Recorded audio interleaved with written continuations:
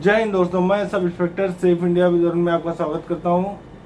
दोस्तों, ऐसा है कि देखिए मेडिकल की टेस्ट मेडिकल जो होना है उसकी डेट लगभग बहुत ही करीब आ गई है और मैंने आपको मेडिकल के बहुत से टिप्स दे दिए हैं जिसको आपको फॉलो करना है, जिससे आप सक्सेस होंगे और आगे काफ़ी कुछ होने वाला है आपके साथ। तो कुछ लोगों ने देखिए ऐसा है, कुछ मैंने डाटा निकाला है जो कि ट्रेनिंग सेंटर में जो बच्चे जाने वाले हैं उनके लिए ये खास है। उनके लिए ऐसा है कि देखिए कुछ ट्रेनिंग सेंटर्स जो होते हैं जिनमें सिलेक्टेड बच्चे जो हो जाते हैं, जैसे आप सिलेक्ट हो गए तो आपको जाना है, तो उसमें आपको ये नहीं पता होता कि आपको जाना किस ट्रेनिंग सेंटर में है और ये कंफर्म भी नहीं किया जाता कभी डिपार्टमेंट से। तो मैं आपको बता दूं कुछ डाटा है। देखिए कुछ ट्रेनिंग सेंटर की मैक्सिमम कैपेसिटी जो होती है, मैन पावर जो होती है, वो 850 से ऊपर नहीं होती है। और उसी ट्रेनिंग सेंटर के पार्ट 2 में जैसे कि पीटीसी सेकंड, पीटीसी फर्स्ट करके आप 1000 से ऊपर की संख्या पहुंच सकती है। तो मैं आपको बता दूं कि सीतापुर जो पीटीसी ट्रेनिंग सेंटर है वहाँ पे सिर्फ एसआई की ट्रेनिंग होती है, जहाँ पे मैंने की थी। तो वहाँ पे 500 लोगों को जो अभी सिलेक्ट कर दिया गया है। हालांकि उनमें 100 या 50 लोगों की संख्या बढ़ाई भी जा सकती है। नेक्स्ट है मुरादाबाद का। मुरादाबाद में लगभग 700 मैन पावर की कैपेसिटी है। तो इसमें ये समझ लीजिए कि आप 600-700 के बीच में आप लोगों को भेजा जा सकता है। अब गोरखपुर का मैं आपको बता दूं, वहाँ पे 450 समथिंग अबाउट जा सकते हैं। वहाँ के लोगों को मतलब वहाँ ट्रेनिंग के लिए इतना भेजा जा सकता है। उन्नाव में काफ़ी बड़ा ट्रेनिंग सेंटर है, तो वहाँ पे 700 या 650 लोग वहाँ पे जा सकते हैं। ट्रेनिंग सेंटर ट्रेनिंग करने के लिए भेजा जा सकता है। मेरठ में 800 लोगों का सिलेक्शन हो सकता है वहाँ जाने के लिए। उनके पास जो ज्वाइनिंग लेटर होगा उसमें लिखा होगा कि आपको कहाँ पे जाना है। इसके बाद अब आपको मैं बता दूं कि देखिए चुनार जो होता है, चुनार में चुनार मिर्ज़ापुर, इसमें 250 या 300 लोगों को भेजा जा सकता है।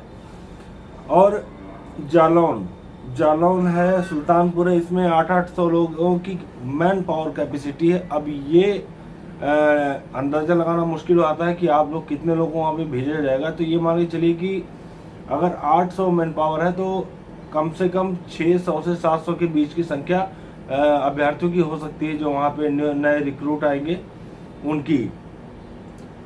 कुछ लोग ये पूछते हैं कि देखिए सर, क्या लेडीज और जेंट्स का की जो ट्रेनिंग होती है क्या वो एक साथ होगी या अलग अलग होगी।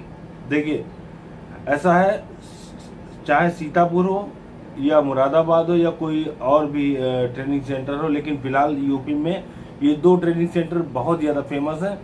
तो मैं आपको बता दूं कि मुरादाबाद में और सीतापुर में लेडीज़ और जेंट्स दोनों अभ्यर्थियों की ट्रेनिंग करवाई जा सकती है और उसमें होती भी है। हालांकि बैरिकें चेंज होती हैं और उनके पार्टीशन कर दिए जाते हैं और उनकी टोली अलग होगी, आपकी टोली अलग होगी और सब पूरा सिस्टम पूरा अलग अलग कर दिया जाता है, जेंट्स का और लेडीज़ का। तो ये एक महत्वपूर्ण बात है। और एक बात आपको बता दूं कि देखिए जो ट्रेनिंग के लिए बच्चे जाएंगे, देखिए मेडिकल तो आपका होना है, मेडिकल के बाद में अब मेडिकल बहुत जल्दी आने वाला है, इसलिए मैंने कहा कि आप अपने आप को संभाल के रखें और कोई भी ऐसा काम नहीं। उसके बाद पुलिस का वेरिफिकेशन होगा जिसमें आपके थाना क्षेत्र के जो नियरेस्ट ऑफिसर होंगे वो आपके व्यवहार के बारे में, आपके आचरण के बारे में पता लगाएंगे। अगर आपको कोई क्रिमिनल रिकॉर्ड होता है तो आप उसको जो है समझ लीजिए कि वो क्रिमिनल रिकॉर्ड आपके लिए बहुत ही बड़ी घातक चीज़ साबित हो सकती है कि आपके ऊपर कोई आरोप सिद्ध ना हुआ हो। अच्छा, मैं इसको डिटेल में बता दे रहा हूँ। जैसे कि आपके ऊपर कोई मुकदमा लिख गया है और उस मुकदमे के तहत आपको दोषी करार दे दिया गया है, तो इसमें आप दोषी पाए गए तो आपका वो एक क्रिमिनल रिकॉर्ड बन जाता है। इस माध्यम से एक रिपोर्ट लगाई जाती है जिसमें सीओ साहब होते हैं, एसपी साहब होते हैं, सब लोग अपनी अपनी रिपोर्ट करके फॉरवर्ड कर देते हैं।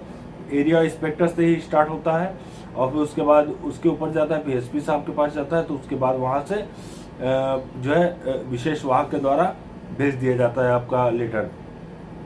तो मेरे ख्याल से हाँ, एक चीज़ और है, अगर आपके ऊपर मान लीजिए कोई मुकदमा चला हो और आप उसमें निर्दोष सिद्ध हो गए, आप निर्दोष हैं, तो उसमें आपका पुलिस वेरिफिकेशन में कोई दिक्कत नहीं आएगी, आप बिल्कुल सुरक्षित हैं, अपने आप को समझ लीजिए। और फिर उसके बाद आप जब पुलिस वेरिफिकेशन होता है उसके बाद सीधे ज्वाइनिंग मिल जाएगी। ज्वाइनिंग करने के बाद में आपको कहीं भी भेजा जा सकता है। आप ये मत सोचिएगा कि मैं यहाँ पे रहता हूँ, इस जिले में मेरा ट्रेनिंग सेंटर है तो मैं यहीं जाऊँगा, ऐसा कुछ नहीं होता है। इसका लेटर ऊपर से बन के आता है, डीजीपी ऑफिस से आता है, पीएचक्यू से बन के आता है। तो उसमें लिस्ट जो आती है उसमें कैडेट्स कई होते हैं, वो अगर आप मान लीजिए अपने ज़िले में ट्रेनिंग कर भी मान लीजिए आपका नाम भी आ गया, तो ये एक इत्तेफाक की ही बात होगी और इससे बड़ी कोई बात नहीं होगी। ना कोई नाम लगाता है कि हाँ मैंने अपना यहाँ पे करवा लिया, वहाँ करवा लिया, ऐसा कुछ नहीं होता है। आपको 500-600 किलोमीटर दूर भी भेज सकते हैं, यूपी में ही रखेंगे, बाहर नहीं भेजते। बाहर तब भेजते हैं जब कैपेसिटी बहुत ज़्यादा होती है। देखिए इस बार जो 9534 वैकेंसी निकली थी, ये बहुत ज़्यादा वैकेंसी थी एसआई की, तो इतनी वैकेंसियाँ बहुत ही कम ही निकल पाती है। तो मेरे ख्याल से 2 से 3 पार्ट में हो सकता है कि आपकी ट्रेनिंग करवाई जाए, कि पहला पार्ट आपका ये पूरा कर दिया जाए 4 महीने का या 6 महीने का, और जो आपसे बचे हुए अभ्यर्थी हैं उनको बुला लिया जाए, फिर उनका पूरा करके आपको फिर से बुला लिया जाए ट्रेनिंग करने के लिए। तो ऐसे पासिंग आउट परेड कर देंगे लास्ट में, तो ये भी संभावित हो सकता है, क्योंकि अभी इस चीज़ के बारे में पूरा नोटिफिकेशन नहीं आया है। मेरे पास डाटा आते ही मैं आपको पूरी बात बता दूंगा। तो आप मेरा चैनल सब्सक्राइब कर लीजिए और मैं आपको बहुत ज़रूरी जानकारी देने वाला हूँ। और आप लोग, मैं फिर से कह रहा हूँ कि एक बार आप मेरा चैनल सब्सक्राइब कर लीजिएगा। तो दोस्तों इस समय आपके लिए इतना ही मैं लेके आया हूँ। अभी मैं जो पुलिस वेरिफिकेशन जब स्टार्ट हो जाएगा तो आपके लिए बहुत सारी जानकारी मैं अभी इकट्ठा कर रहा हूँ अभी से। तो और या फिर कोई आदेश जारी होगा या किसी भी हाई कोर्ट का या कहीं का, उसके लिए भी मैं आपके लिए कई मटेरियल इकट्ठे कर रहा हूँ।